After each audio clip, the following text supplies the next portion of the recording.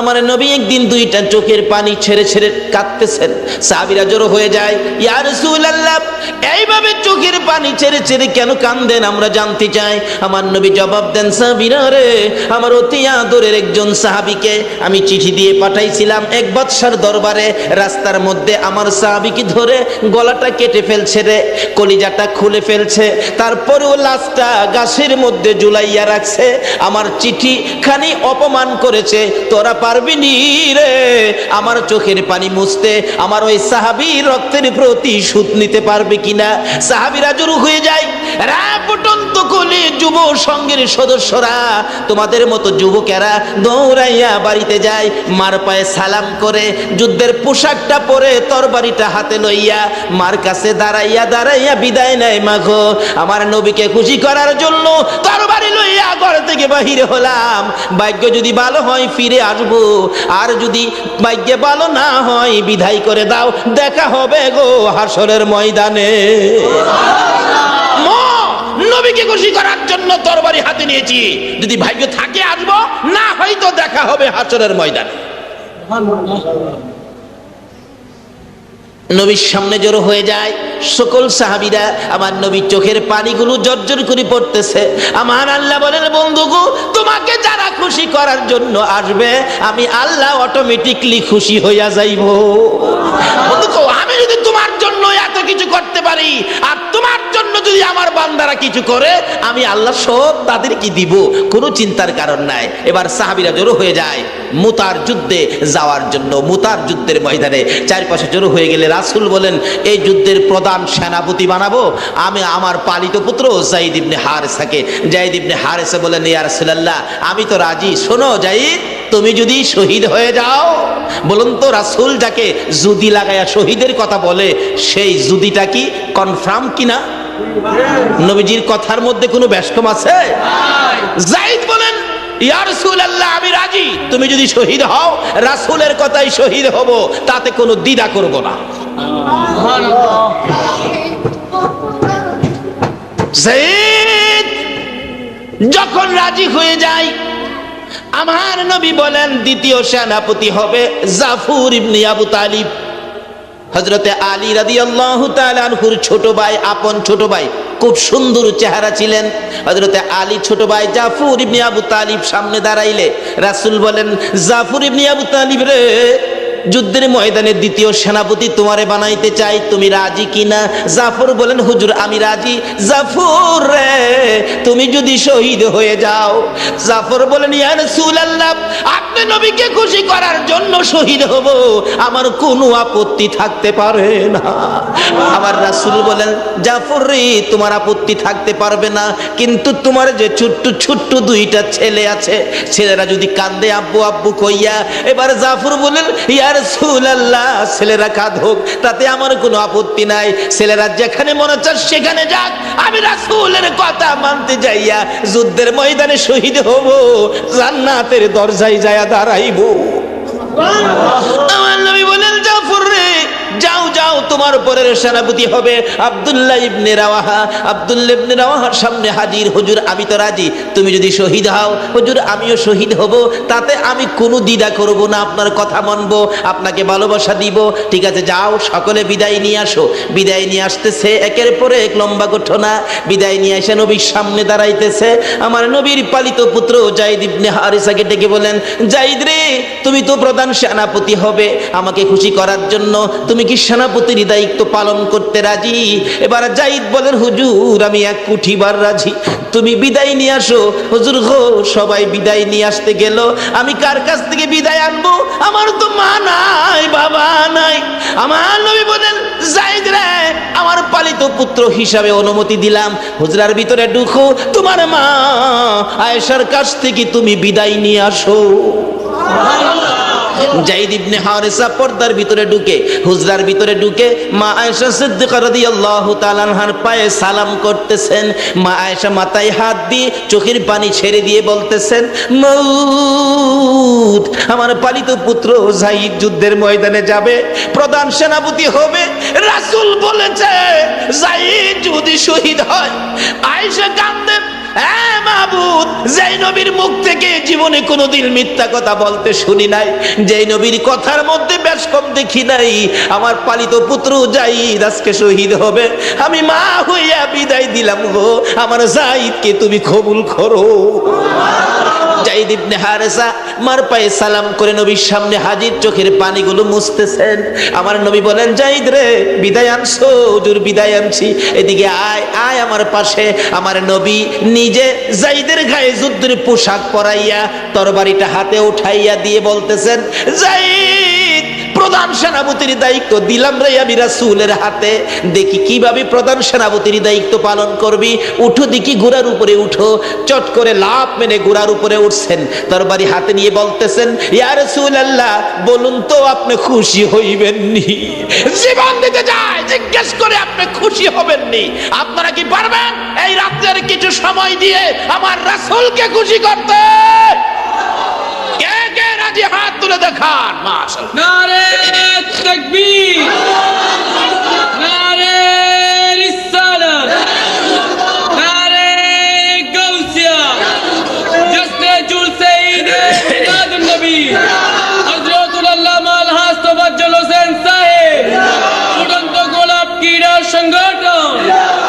ছেড়ে দে নৌকা মাঝি যাব মদিনায়, ছেড়ে দে নৌকা মাঝি যাব মদিনায়, মদিনাতে কান্দে নবী উম্মতের মায়ায়, মদিনাতে কান্দে নবী উম্মতের মায়ায়, ছেড়ে দে নৌকা মাঝি যাব মদিনায়, ছেড়ে দে নৌকা মাঝি যাব মদিনায়। নবী মদিনাতে আছে শুইয়া, গুনাহগার উম্মতের মায়া, মদিনাতে আছে গুনাহগার উম্মতের মায়া, সেই নবীরই প্রেমে সবাই পাগল হও না, সেই নবীরই প্রেমে সবাই পাগল হও না।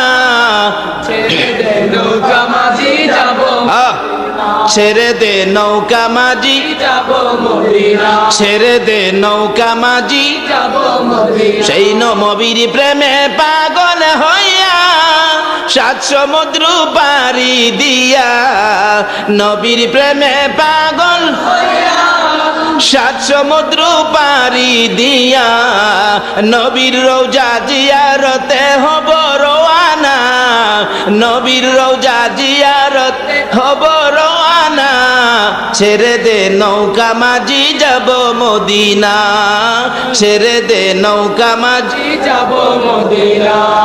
ভাই সাহেব, কষ্ট হইতাছে আপনাদের? সাহাবীরা জীবন দিত নবীর জন্য, আমরা কি একটা রাত্র দিতে পারবো না? নবী খুশি হবে না বেজার হবে? বলে, হুজুর আমরা রাতের খবর কি নবী পাইবো? আসল কি নবীজি মদিনায় আছে কিনা বলুন তো? এখন সজাগ না ঘুমো? আপনারা কে কে কি করতেছেন নবী দেখতেছে কিনা? আল্লাহু আকবার। কে কার চেহারার রং কত, কে কতটুকু উঁচা, কার বাবার নাম কি, কার মায়ের নাম কি, সমস্ত ঠিকানা CSR খতিয়ান সহ আমার নবী দেখে। তাহলে এখন নবী খুশি হবে না বেজার হবে? আল্লাহ বলবেন, বন্ধু গো, এরা কি তোমার পাগল? আমার রাসূল রওজা পাক থেকে এখন আর বসে না, শোয়া না, এখন বসে গেছে। আল্লাহ বলেন, আমার বন্ধুর রওজারে পর্দাগুলো উঠাইয়া দাও। রাসূল এখন বাংলাদেশের দিকে তাকিয়ে আছে।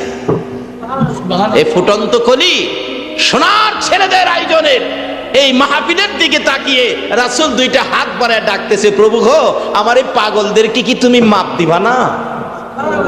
আমার আল্লাহ বলতেছেন, বন্ধু গো, যাদের জন্য তুমি মাপ চাও এটা কি আমি ফিরাইতে পারি? যাও, তোমার চাওয়া মাফ আমি কবুল করে নিলাম। জোরে জোরে কোন সুবহানাল্লাহ। এই মাপ রাসূল যদি আমাদের জন্য আল্লাহর দরবারে দরখাস্ত করে মাপের জন্য, আল্লাহ মাফ করে দিবে। এই মাপ পাইছি কিনা এটাও তো বোঝা দরকার। ভাই সাহেব, মিথ্যা কথা কইেন না। মাপ পায়া থাকলে মনটা শান্তি লাগবে, ভালো লাগবে, বসে থাকতে ইচ্ছা করবে। এখন কি আপনাদের অশান্তি লাগে নাকি শান্তি লাগে? বসে থাকতে ইচ্ছা হয় না? বাসায় যাইবেন গা? আচ্ছা, কে কে বাসায় যাইবেন গা একটু হাত তুলে দেখান তো। একজনে হাত তুলছে, পিছনে যাইব গা। আসলে এটা বুঝতে পারছে না কথাটা আর কি। কে কে বাসায় যাইবেন গা, এটা বলছিলাম আর কি। কে কে বাসায় যাইবেন গা নবীর মহব্বত ছেড়ে দিয়ে, সেটা বলছিলাম। আছেন কেউ এখানে? নাই। কই যাবেন? এই বাসা বাড়ি কি আমরা? এই বাসা বাড়ির মধ্যে কত মানুষ আগে ছিল, এখন তারা কেউ নাই। আমরা যারা আছি আমরাও একদিন এই ফার্নিচার থাকবে, বিল্ডিং থাকবে, দোকান থাকবে, বাড়ি থাকবে, শুধুমাত্র মানুষ থাকবে না। কবি বলেন, ইয়ে হম সব মুসাফির হ্যাঁ ওহি আখের ঠিকানা, কোই আগে রোয়ানা হ্যাঁ কোই পিছে রোয়ানা। আমরা যেখানে আছি, যেই যত মজবুত করে বিল্ডিং বানান না কেন, আল্লাহ বলে এটা মুসাফির খানা। বানাইতেছো তুমি, তুমি কতদিন থাকবে? তোমার পরের হেরা আইতেছে। বলে হুজুর কোন কি বাস্তবে নিবেন? আসেন, যাদের 4 বছরের বাচ্চা আছে, 3.5 বছর 4.5 বছরের বাচ্চা আছে, রাত্রে আজকে রাত্রে ঘুমের থেকে উঠাইয়া, 5 তলা বিল্ডিং করছেন তো, ঘুম থেকে উঠাইয়া ডাইকা টাইনা কুলে উঠাইয়া বলবেন, আব্বু বলো তো এই বিল্ডিংটা কার? দেখবেন বাচ্চাটা আপনার কুলে থেকে বলবে বিল্ডিং আমার। বলো তো এই সেগুন কাঠের বক্স খাট এটা কার? দেখবেন বাচ্চা বলবে আমার। আপনি বললেন, হ্যাঁ বেটা আমার রোজগারের পয়সা দিয়ে বানাইলাম বিল্ডিং, খাট পালং ফার্নিচার, তোর হইলো কিভাবে? বাচ্চা দেখবেন আপনার কুলে থেকেই বলবে, ও আমার দি। এটা প্রমাণ করেন। আল্লাহ বলেন, এখনই তোর বাচ্চা তোর কুলে থেকে কয় তুই যেটা বানাইছস এইটা, বলে হ্যাঁ।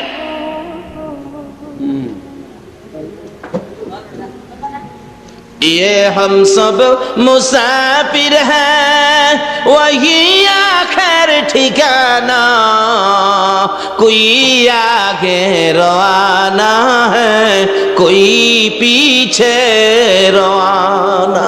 আমরা যেখানে আছি এটা হলো একটা স্টেশনের প্ল্যাটফর্মের মতো, বাস স্ট্যান্ডের যাত্রী ছাউনির মতো। যে যাও বানাইতেছেন এটা যাত্রী ছাউনি। যার যার গাড়ি যেদিন আসবে সব রেখে শুধু শুধু খালি খালি রওনা হয়ে যাবেন, কিচ্ছুই সাথে নিতে পারবেন না। শুধু নেওয়ার মতো 2টা জিনিস আছে, একটা আছে আমার আল্লাহ, আর একটা থাকবে আমার রাসূল। জোরে জোরে কোন সুবহানাল্লাহ। আজকে এই 2 জনকে কিভাবে খুশি করা যায়, আর 2 জনকে খুশি করতেই হবে। কেন করতে হবে এটাও আলোচনায় আসবে।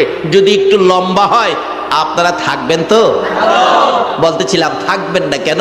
আল্লাহকে খুশি করলেন শুকর আদায় করে, এই জন্য আল্লাহ 3টা পুরস্কার আমাদেরকে দিয়ে দিলেন। আবার যে রাসূলকে আল্লাহ খুশি করার জন্য পাগল, যে রাসূলের জন্য এত কিছু করেছেন, সেই রাসূলকে খুশি করলে আল্লাহ কি দিবে এটাও তো আমাদের জানা দরকার।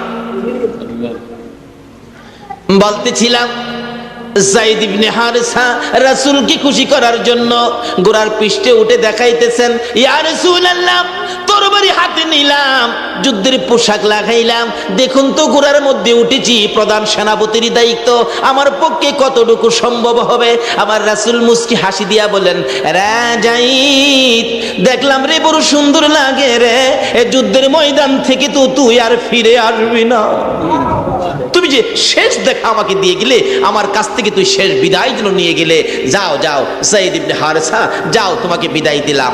এমনি সময় পর্দার ভিতর থেকে একটু ফাঁকা করে ডাকতেছে যায়েদের বিবি, স্বামী দাঁড়াও গো, একটুখানি দাঁড়াও।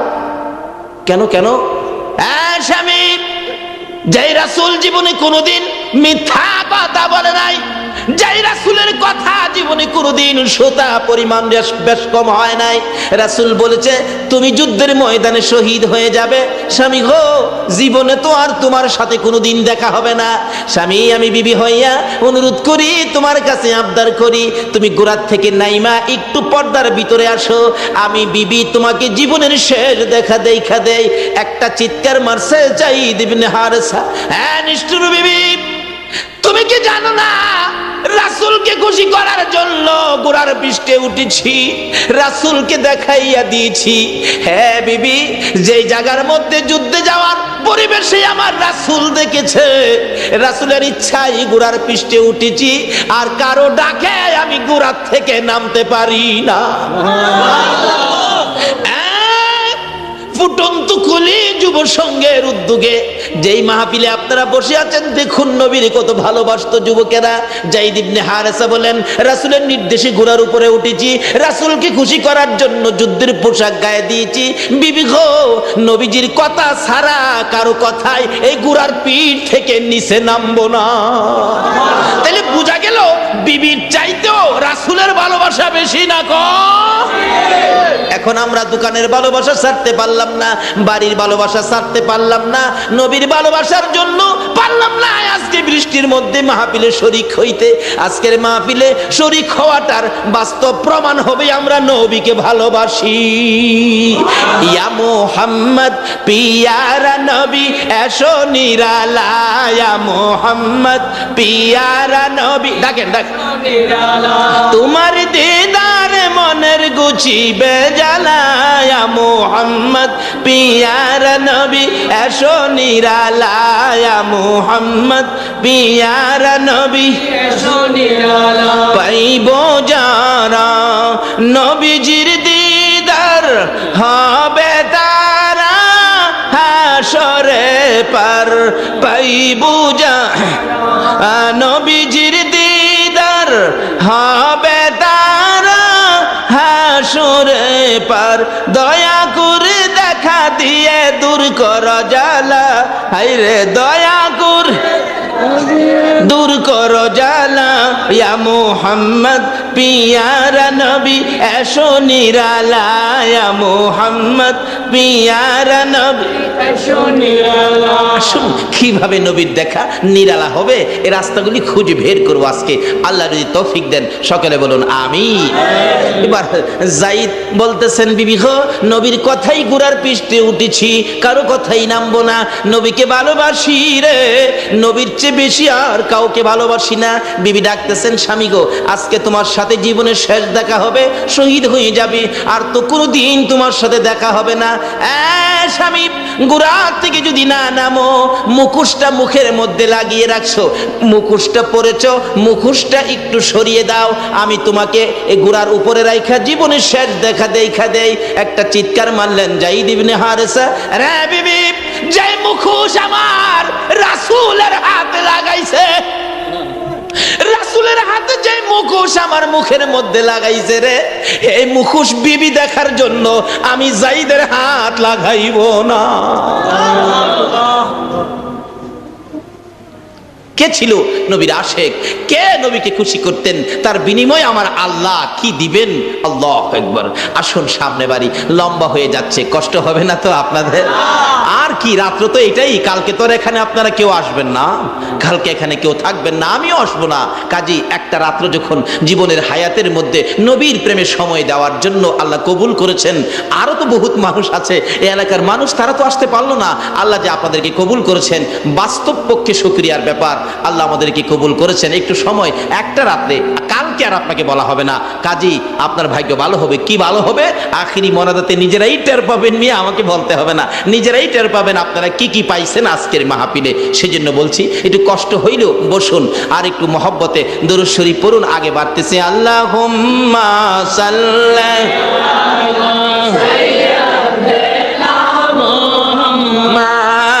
আল্লাহুম্মা সাল্লি সাদা গরম না, গরম চা দিতে মাদানা বিয়ানা মাওলানা মুহাম্মাদানা, যার নাম হলো পুরান্ত গোলাপ,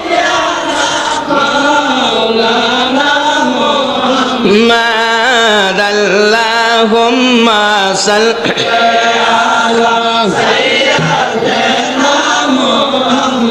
আহারে পাষাণ হৃদয় নবীর জন্য কান্দনা, রে পাষাণ হৃদয় নবীর জন্য না হায় রে তোমায় সারা দয়াল নবী বেহেশতেতে যাবে না হায় রে তোমায় দয়াল নবী বেহেশতেতে যাবে না আল্লাহ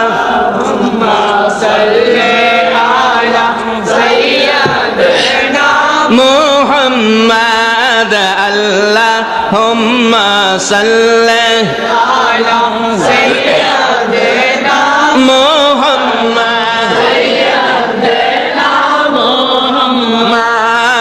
আল্লাহুম্মা সাল্লি আলা সাদা গরম না গরম চা দিতে মাদনা বিয়ানা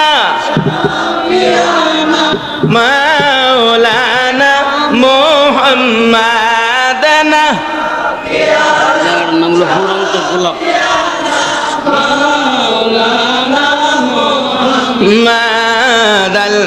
মাদাল্লাহুম্মা সাল্লি আলা সাইয়্যিদিনা মুহাম্মদ আহারে পাষাণ হৃদয় নবীর জন্য কান্দনা রে পাষাণ হৃদয় নবীর জন্য না হায় রে তোমায় সারা দয়াল নবী বেহেশতেতে যাবে না হায় রে তোমায় দয়াল নবী বেহেশতেতে যাবে না আল্লাহ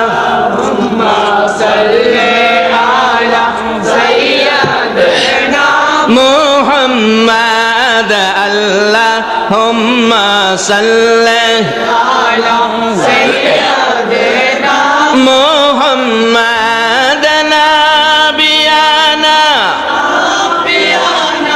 মাওলানা মুহাম্মদ নাবিয়ানা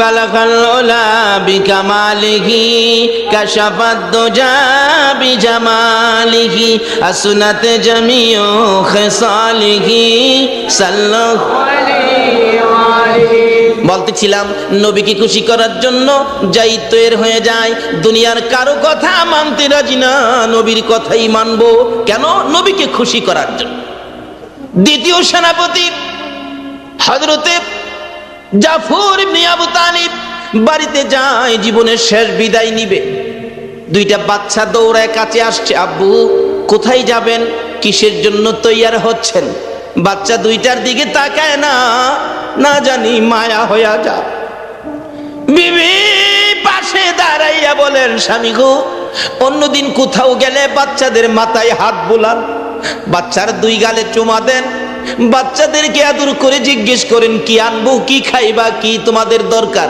আজকে কেন বাচ্চাদের দিকে তাকান না বাচ্চার মাথায় হাত বুলান না বাচ্চাদের দুই গালে চুমো দেন না হযরতে জাফর ইবনে আবু তালিব বলেন বিবি কোনো প্রশ্ন করবে না আমি রাসূলকে খুশি করার জন্য রওনা হয়েছি যুদ্ধের ময়দানে যাবরে বিবি কোনো প্রশ্ন আমাকে করবে না জাফর ইবনে আবু তালিবের বিবি বুঝি ফেললেন এবার বুঝি কঠিন সমস্যা হতে পারে ও স্বামী আসুন আপনাকে নিয়ে একটু দোয়া করি কি দোয়া করবি হ্যাঁ স্বামী প্রত্যেক যুদ্ধে যাওয়ার সময় আপনি দোয়া করেন আর আমি আমিন আমিন বলি আজকে একটা শর্ত আমি বিবি দোয়া করব আপনি আমিন বলবেন ঠিক আছে দুইটা বাচ্চা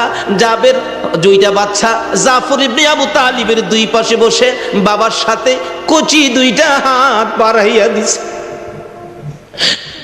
জাফর ইবনে আবু তালিব একবার ডান দিকে চায় আবার বাম দিকে চায় মউত এই কচি হাত আর তো বাবার সাথে বাড়াইতে পারবে না এই কচি কচি বাচ্চারা জীবনে তো আর কোনোদিন বাবা কইয়া ডাকতে পারবে না মাবুদ গো তাতে আমার কোনো দুঃখ নাই আমি কি তোমার রাসূল খুশি করতে পারবো কচি কচি বাচ্চা ফালাইয়া যায় যুদ্ধের ময়দানে রাসূলকে খুশি করার জন্য। আজকে আপনারা পারলেন না বাচ্চাদেরকে বিছানায় ঘুম পাড়াইয়া মাহফিলে শরীক হয়ে রাসূল খুশি করতে। কারা আসছেন খুশি করার জন্য? নিশ্চয়ই আপনার মা। আপনারা যখন মায়ের পেটে ছিলেন মা এই নবীর উপর দুরূদ শরীফ পড়ছিল, দুরুদের তাসীর আপনাদের গায়ে আছে বিদায় আজকে আপনারা এই মাহফিলের মধ্যে শরীক হয়েছে। যাদের গায়ে দুরুদের তাসির আছে এখনো দেখবেন বাসার থেকে দরজাটা খুলে বলবে, বিবি গো আর মনটা মানে না, দরজাটা বন্ধ কর, আমি মাহফিলে যাই। যারা এই মাহফিলের দিকে পাও বাড়াচ্ছেন নিশ্চয়ই আপনাদের পাও কদম গুলো জান্নাতের দিকে আগায়া যাচ্ছে। বলতেছিলাম জাফর ইবনে আবু তালিব বলেন, বিবি দোয়া করো। বিবি অনেক কিছু বললেন, শেষকালীন শেষ মুহূর্তে বলতে চাইতেছেন, আমার স্বামীকে যুদ্ধের ময়দান থেকে বীর বিক্রমের মতো যুদ্ধ করাইয়া আবার বাড়িতে ফিরাইয়া দিও। এই কথাটা বলার আগে হযরতে জাফর ইবনে আবু তালিব বিবির হাতে তরবারি দিয়ে আঘাত করে বলেছে, বিবি রে এই দোয়া করিস না, রাসূল বলেছে আমি যুদ্ধের ময়দানে শহীদ হব রে, আমার পরের সেনাপতি হবে আব্দুল্লাহ ইবনে রাওয়াহা। এই দোয়া যদি সমস্ত পৃথিবীর মানুষে করে ফিরে আসার জন্য, এই দোয়া আমার আল্লাহর দরবারে কবুল হবে না। আরে নবীর প্রেমের পাগল যারা প্রেম খেলা খেলে, হাইরে নবীর প্রেমের পাগল যারা প্রেম খেলা খেলে, নবীর প্রেমে ওয়াস করনি দন্ত দেই ফেলে, নবীর প্রেমে ওয়াস করনি দন্ত দেই ফেলে, নবীর প্রেমের পাগল যারা প্রেম খেলা খেলে, হাইরে নবীর প্রেমের পাগল যারা প্রেম খেলা খেলে। হানজালা পাগল ছিল নবীর প্রেমে জীবন দিল, হানজালা পাগল ছিল নবীর প্রেমে জীবন দিল, গোসল করাইলো তারে ফেরেশতার দলে, গোসল করাইলো তারে ফেরেশতার দলে, নবীর প্রেমের পাগল যারা প্রেম খেলা খেলে, হাইরে নবীর প্রেমের পাগল যারা প্রেম খেলা খেলে। পাগল ছিলেন হযরত আলী, সূর্যের সাথে কথা বলি, পাগল ছিলেন হযরত আলী, সূর্যের সাথে কথা বলি, নামাজে আমি পড়লে তুমি যাইবে রে তলে, নামাজে আমি পড়লে তুমি যাইবে রে তলে, নবীর প্রেমের পাগল যারা প্রেম খেলা খেলে, হাইরে নবীর প্রেমের পাগল যারা প্রেম খেলা খেলে। বলতেছিলাম নবীর প্রেমে পাগল হইয়া জাফর ইবনে আবু তালিব বিবির হাতের মধ্যে তরবারি দিয়ে আঘাত করে হাত নামাইয়া দিয়া তরবারিটা লইয়া একটা দৌড় মারছে, যুদ্ধের ময়দানে যাবে। পিছন দিয়া বিবি ডাকে, স্বামী গো একবার পিছে ফিরে চাও না, তোমার জীবনের শেষ দেখা দেখি। জাফর ইবনে আবু তালিব একবারও পিছে চায় না। জাফরের বিবি বলেন, সন্তানেরা রে বাবা দেখবি জীবনের শেষ দেখা দেখো। আর জাফর কোনদিন বাড়িতে আসবে না। বাচ্চা দুইটা দৌড়ে যাইয়া বাবার পিছে যাইয়া ডাকে, বাবা গো বাবা কবে আসবা? জাফর কোনো কথা কয় না। বাবা গো কোন সময় আসবা, কোন দিন আসবা, কি বারে আসবা, আমাদের জন্য মজা আনবা কিনা? বাচ্চারা ডাকে, জাফর ইবনে আবু তালিব পিছে ফিরে নাম, কোনো কথাও কয় না। কিতাবে আসছে অবশেষে দুইটা বাচ্চা দুই দিকে যাইয়া পাঞ্জাবির কোনায় ধরে টানতেছে। বাবা গো এত নিষ্ঠুর কেমনে হইলা গো বাবা, এত ডাক ডাকি একবারও পিছে ফিরে চাও না, এইরকম তো আর কোনদিন তুমি করো নাই। তারপরও জাফর পিছে চায় না। কেন চায় না? নবীর ভালোবাসায় দৌড় দিয়েছি। বাচ্চাদের দিকে তাকাইলে যদি ভালোবাসা এই দিকে আইসা যায় তাহলে তো আমার নবীর ভালোবাসা হালকা হইয়া যাবে। আমার আল্লাহ বলেন, জাফর রে আমি যার প্রেমে এত কিছু করেছি, আমার বন্ধুর ভালোবাসা এইভাবে তুমি দিতেছো, আমি আল্লাহ সেই ভালোবাসার পুরস্কার তোমাকে দান করব। যাইতেছে জাফর নবীর সামনে হাজির। জাফর ইবনে আবু তালিব, আসছো? জি হুজুর আসছি। বিদায় নিয়ে আসছো? হুজুর বিদায় নিয়েছি।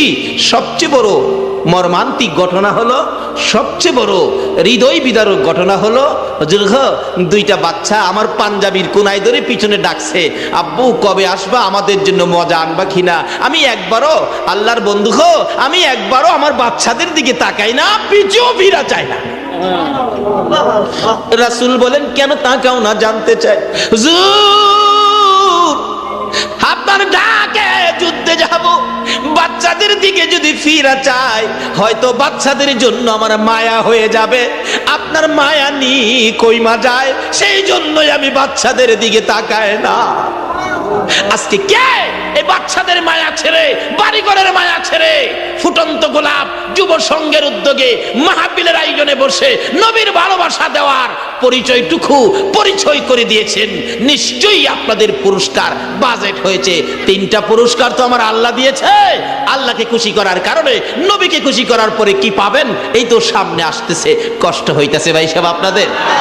বলতেছিলাম, জাফর ইবনে আবু তালিব নবীর পাশে দাঁড়াইনি, বলতেছেন, দাঁড়াও, ঠিক আছে, তুমি দ্বিতীয় সেনাপতি, তোমার উপরে সেনাপতি আব্দুল্লাহ ইবনে রাওয়াহা। আব্দুল্লাহ ইবনে রাওয়াহা খুব বড়লোক বাবার সন্তান ছিলেন। এ আব্দুল্লাহ ইবনে রাওয়াহা, এদিকে আসো। কি সবে মাত্র নতুন বিবাহ করেছিলেন, তুমি বিদায় নিয়ে আসছো? জি হুজুর, আমিও বিদায় নিয়ে আসছি। যাও, যুদ্ধে যাও। যুদ্ধ শুরু হয়ে যায়। মুতার যুদ্ধের ঘটনা।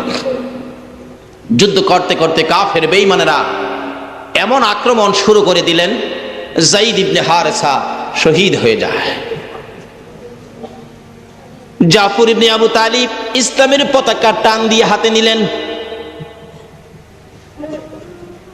কাফের বেঈমানেরা জাফরের দিকে আক্রমণ শুরু করে দিলে, কিতাবে আসছে ডাইন হাতে ইসলামের পতাকা ছিল, কাফের বেঈমানেরা ডাইন হাতের গর্দানের মধ্যে এত জোরে তরবারি দিয়ে আঘাত করেছে, এ হাত কাইটা জমিনে পড়ে গেছে।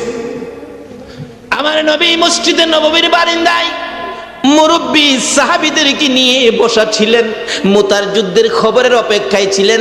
সঙ্গে সঙ্গে জিবরাইল নবীর কাছে খবর দেন, হুজুর, জাফরের একটা হাত কাইটা ফালাইছে। আমার নবী 2টা চোখের পানি জর্জর করে ছেড়ে দিলে মুরব্বী সাহাবীরা জিগায়, হুজুর কাঁদেন কেন? সাহাবীরা, রে মুতার যুদ্ধের খবরে কান্দি। কি হয়েছে হুজুর? আমার জাফরের একটা হাত কাইটা ফলাইছে। বাম হাতে পতাকা হাতে নিলে বাম হাতের মধ্যে আক্রমণ, বাম হাত কাইটা জমিনে পড়ে গেছে। আমার নবী আবার চোখের পানি ছেড়ে দিছে। সাহাবীরা জিগায়, হুজুর এবার কেন কান্দেন? সাহাবীরা, রে আমার জাফরের 2টা হাত কাইটা ফালাইছে। এবার ইসলামের পতাকা, কিতাবে আসছে, মুখে কামড় দিয়ে উপরে উড়াইয়া বসে হাঁটু দিয়ে চাপা দিয়ে ধরে পতাকা উপরে উড়াইয়া রাখছে। তারপরেও জাফরের দিকে চারদিক থেকে বসা অবস্থায় তীর মারতেছে। কিতাব বলেন, এমন করে তীর মারে গো, ডান দিক দিয়া তীর লাগলে কলিজা ছেদ্রু করে বাম দিক দিয়া বেরিয়ে যায়। এইভাবে একের পর এক তীর বল্লমের আঘাত আসতেছে। আস্তে আস্তে আস্তে আস্তে জাফর পতাকা ছাড়ে না। এইভাবে তীর লাগতে লাগতে 52টা তীরের আঘাত জাফরের কলিজায় লাগছে, তবু কামড় ছাড়ে না। আব্দুল্লাহ ইবনে রাওয়াহা বলেন, আমি দৌড়াইয়া যাইয়া জাফরের কামড় দেওয়া, হাঁটু চাপা দেওয়া পতাকা ধরে বলতেছি, জাফর রে ছেড়ে দাও, ছাড়ে না। আমি বললাম কানে কানে, ও জাফর, আমি কোনো কাফের বেঈমান নয়, আমি মুসলমান সৈন্যদের থেকে নবীর ঘোষিত 3 নম্বর সেনাপতি আব্দুল্লাহ ইবনে রাওয়াহা, পতাকাটা ছেড়ে দাও। এবার আব্দুল্লাহ ইবনে রাওয়াহা বলেন, পতাকার মধ্যে ধরে এই পরিচয় টুকুন দেওয়ার পরে সঙ্গে সঙ্গে মুখের কামড় ছুটে গেল, হাঁটুর চাপা ছেড়ে দিল, চিত হয়ে জাফর জমিনে পড়ে গেল। আমি পতাকা হাতে নিয়ে নিলাম। এমন সময় আমার নবী মসজিদে নববীর বারান্দায় বসে বসে চোখের পানি ছেড়ে ছেড়ে বলেন, সাহাবীরা, রে নাই আমার জাফর না। নবী কান্দে। কিছুক্ষণ পর আমার নবী আকাশের দিকে তাকাইয়া মুস্কি মুস্কি হাসতেছে, গায়েবী সালামের জবাব দিতেছে, ওয়ালাইকুম সালাম, ওয়ালাইকুম সালাম। মুরব্বী সাহাবীরা বলেন, ইয়া রাসূলুল্লাহ, এতক্ষণ চোখের পানি ছেড়ে ছেড়ে কাঁদতেন, এখন হাসতেছেন, ব্যাপারটা কি জানতে চায়। আল্লাহর বন্ধু গো, কে সালাম দিল, কার সালামের জবাব দিলেন জানতে চায়। আমার নবী ডাকে, সাহাবীরা, রে আমার জাফরের সালাম নিলাম রে, জোরে জোরে কন্যা সুবহানাল্লাহ। রে সাহাবীরা, আমি আমার জাফরের সালাম নিলাম। আমার জাফর আমাকে খুশি করার জন্য যুদ্ধের ময়দানে দুইটা হাত কাঠাইয়া দিলে আমার আল্লাহ খুশি হইয়া রে সাহাবীরা দুইটা হাতের বিনিময় আমার জাফরকে দুইটা জান্নাতের পাখা লাগাইয়া দিছে। নারে তাকবীর, আল্লাহ, নারে রিসালাত, ইয়া রাসূলুল্লাহ, নারে গাউসিয়া, ইয়া গাউসুল জশ্নে জুলসে ঈদে মিলাদুন নবী, জিন্দাবাদ। হযরতুল আল্লামা আলহাজ মাওলানা তোফাজ্জল হোসেন সাহেব জিন্দাবাদ। ফুটন্ত গোলাপ ক্রীড়া সংগঠন। বলতেছিলাম আমার নবী বলেন, সাহাবীরা রে, আমার জাফর দুইটা হাত আমাকে খুশি করার জন্য যুদ্ধে কাঠাইয়া দেওয়ার কারণে আমার আল্লাহ আমার জাফরকে জান্নাতি দুইটা পাখা লাগাইয়া দিছে। আমার জাফর ওই জান্নাতি পাখা দিয়ে 70,000 ফেরেশতার সঙ্গী হইয়া রে সাহাবীরা উইরা উইরা আমার জাফর আল্লাহর জান্নাতে যাইতেছে। যাওয়ার আগে আকাশ থেকে রে আমি রাসূলকে সালাম জানাইয়া দিছে। বলতেছিলাম যে নবীর ভালোবাসায়, যে নবীকে খুশি করার জন্য দুইটা হাত কাঠাইয়া দিলে আমার আল্লাহ জান্নাতের পাখা লাগাইয়া দেয়। এই নবীর ভালোবাসা দিলে লাভ হবে না লস হবে? দিতে হবে, লাভ হবে। কেন? এই লাভ আমাদের দরকার আছে। আল্লাহকে খুশি করতে হবে, রাসূলকে খুশি করতে হবে। এর মধ্যে ওয়াজ করতে গেলে সারা রাত্রের দরকার। আমি আমার আলোচনা যেদিকে করেছি ওইদিকে আলোচনায় যেতে হবে। আসুন আগে বাড়ি, আমি আমার মেন আলোচনায় যাই। আমরা প্রথম খুশি করেছি আল্লাহকে, কি বলে? আল্লাহর শুকর আদায় করে। দ্বিতীয় নম্বরে খুশি করার চেষ্টা করেছি রাসূলকে, কি করে? যেইভাবে সাহাবারা জীবন দিয়েছে, আমরা জীবন দেওয়ার পরিবেশ নাই বিধায় আমরা রাত্র দিয়ে হলো রাসূলকে খুশি করব। এই আশা আপনাদের মনে আছে কিনা বলুন তো? আসুন আল্লাহ রাসূলকে খুশি করে কি পুরস্কার টুকুন আমরা নিব। কেন নিতে হবে? আমরা যে একদিন এই দেশ থেকে বিদায় হতে হবে, এই দেশে যে আমরা কেউ থাকবো না, একদিন মাটির সাথে মিশে যাব। সেই জন্য আল্লাহ রাসূলকে খুশি করে যেন আমরা দুনিয়া থেকে যেতে পারি। কিভাবে যাব এটা বোঝার জন্য আলোচনায় যাচ্ছি সামনে। মহব্বতে আর একটু দুরূদ শরীফ পড়ুন। এখন আমি আমার মেন আলোচনায় চলে যাব। আল্লাহুম্মা সাল্লি মুহাম্মাদ, আল্লাহুম্মা সাল্লি মুহাম্মাদ নবী মাওলানা মুহাম্মাদ নবী মাওলানা দিবানিশি মনে রে আমার আর দিও না যন্ত্রণা, দিবানিশি মনে রে আর দিও না যন্ত্রণা, হায়রে দন যদি যাইতাম সোনার মদিনা, হায়রে দন যদি যাইতাম সোনার মদিনা। আল্লাহুম্মা সাল্লি আলা সাইয়্যিদিনা বালাগাল উলা বিকামালিহি কাশাফাদ দুজা বিজামালিহি হাসনাত জামিউ খিসালিহি সাল্লু আলাইহি। আসুন আমি যা তেলাওয়াত করেছি কোরআন শরীফ থেকে, কোরআন শরীফ কার বলুন তো? আল্লাহ। আরো জোরে কোন কার? আল্লাহ। আকাশটা কার? আল্লাহ। জমিন কার? আল্লাহ। আমরা কার? আল্লাহ। সকলে আল্লাহ। তাহলে কথা শুনবো কার? আল্লাহ। রাষ্ট্রপতির? বুশের? সব আল্লাহ, আমরাও আল্লাহ। আজকে সে আল্লাহর কথা শোনার জন্য আল্লাহর বান্দারা উপস্থিত। কত যে মজার ঘটনা। আল্লাহর কোরআন শরীফে আল্লাহ বলতেছেন, কুল্লু নাফসিন যায়িকাতুল মাউত, সকল প্রাণীকে উদ্দেশ্য করে কোরআন শরীফে আল্লাহ ওয়াজ করেন। জীবন ভরা তো মাওলানা সাবরার ওয়াজ শুনলেন, এবার আল্লাহর ওয়াজ শুনেন। আল্লাহ সকল প্রাণীকে উদ্দেশ্য করে বলতেছেন, কোরআন শরীফে ওয়াজ করতেছেন, সকল প্রাণী একদিন মৃত্যুবরণ করতে হবে। তাহলে মহিলারাও মরবো কিনা বলুন তো? তাহলে মহিলাদের ওয়াজ শোনা দরকার আছে না? যারা এখন ঘুমাইরি চেহারার ভাগ্যটা ভালো না খারাপ? আহা,